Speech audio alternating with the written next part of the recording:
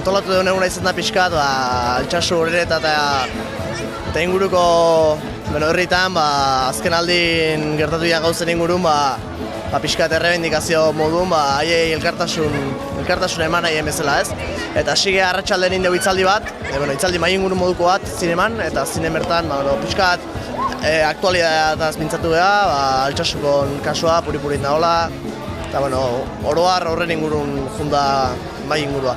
Gero segidan, ikusten zuen bezala mesardo dastaketa bat montatu dugu, gehien bat ez dena gaztetxen bertan zentratzeko, baizik baita herrin bertan bai, nola baiteko bizitza pixkat emateatik.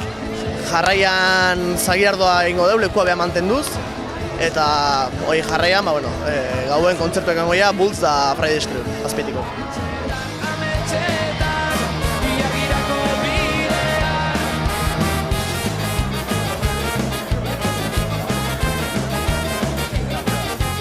Altsasu eta inguruko, azkenen biktima izan dian jende gehiago ezta.